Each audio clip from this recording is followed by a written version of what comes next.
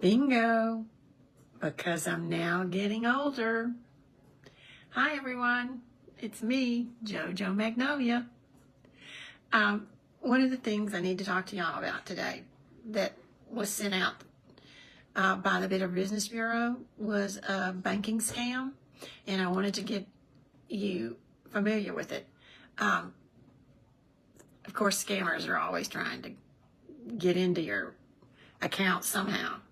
But anyway, let's, I'll show you.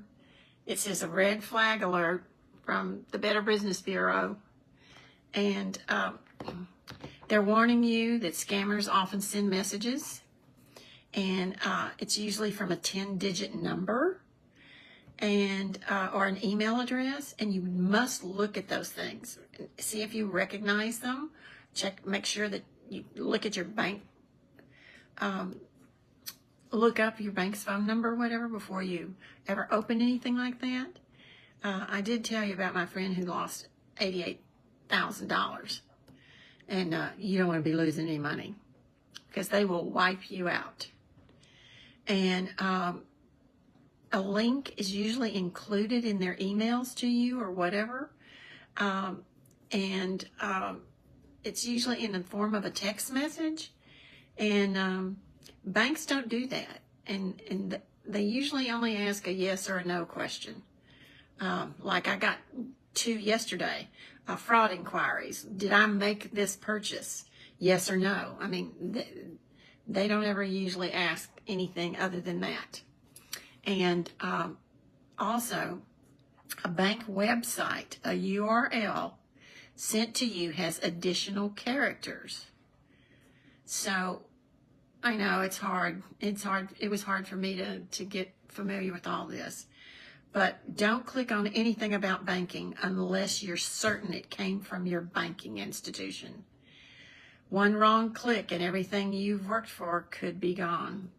And then remember, they're not responsible. So when something comes in from your bank, boy, you better make sure that's who it's coming from, okay? We don't want to be putting money in people's pockets that don't deserve it, because we work too hard for our money. Next, I want to show you something. I have made 1 video per week, and I put this here on TikTok and YouTube to show how many scammers were contacting me on a daily basis. Well, I put music on with this. Well, I'm going to play it. Kiss my ass forever. No playing around, no messing around. You can kiss my ass forever. Don't give a damn what you're talking about. You can kiss my ass forever. You try to clown and get smacked back. Now, this isn't X-rated for most people my age. I'm about to tell you, that song is better than the one that was originally on there. The one that was on there originally was called Fuck You. Now, don't anybody faint. That word, people our age, the senior citizens, we're not used to that word. That word was not something we grew up saying. Boy, if you said that word, that was the worst thing you could ever do. And if you've not been around a lot of young people, well, heck, even if you go to the movies, you hear it all the time now. It is a socially accepted word. And most of us are not happy with that. But, you know, everything changes. Everything changes. It's the craziest thing I've ever seen in my life. I worked in an all-male office at one time. And believe me, I heard that word 1,000,000 times a day. Because they were younger men, a lot of them. And it just is very socially acceptable to them. And I started thinking about how things are socially acceptable to them that we don't know about. There's so many things going on and when I say younger generation, I'm saying 55 and younger. One of the things is so much information coming at them, totally. And you and I we weren't of that generation that all of this started. and it was just coming. It's coming just as fast as it can at these young people. And with AI, it's going to even be coming even faster. It's the AI scares me because it comes so quickly. And I want you to know that I think we don't need to be lazy about getting information. Like I've said a million times, we don't have an expiration date, and we have to function in this world. And so many of the people I know tell me all the time how hard it is for them to have to function in this world. They just get really anxious because they don't know how to work their computers or even their TV clickers and things of that nature. But you know what? I'm going to tell you about my favorite place. It's called YouTube. So here's my theory about YouTube. They're going to put on there whatever is legal, moral, or ethical, and some things aren't. But there's no way on earth you're going to find more information about things that, and hopefully people that put these things on there are not only doing a service for all of us, and basically that's what it is. It's service. It's service and entertainment. You can get entertainment, you can get service. I mean, it's just, they haven't made anything like that when I was young, and it's just fantastic. Go to YouTube, learn things that you never dreamed you would learn about. Of the people that watch YouTube, 54.3% are male, 45.7% are female, and people from 25 to 34 are the largest users of YouTube. It's about 21.3%. The countries that use YouTube the most, India is the #1 country that watches YouTube. And we know they have a really huge population. The United States is #2, and #3 is Brazil, which surprised me. I would have thought it would have been more of European countries. But anyway, there's over 100 million subscribers. Now I'm talking about subscribers, not people watching. When you subscribe to a YouTube channel, that person gets credit for you being there. It helps, it makes them income actually. It helps them to get sponsors and to make money from the YouTube people. So it's a big deal. If you're going to watch YouTube and you watch it consistently, you need to subscribe to it.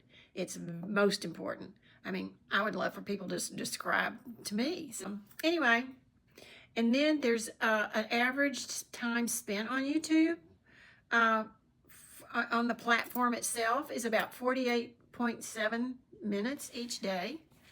I think I spend more time than that.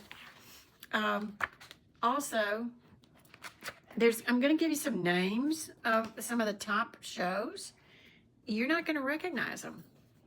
I don't recognize them. And yet they're influencers. They're people that are influencing people that you and I know. Here's the females. Now YouTube started in 2006 subscribing, so until present.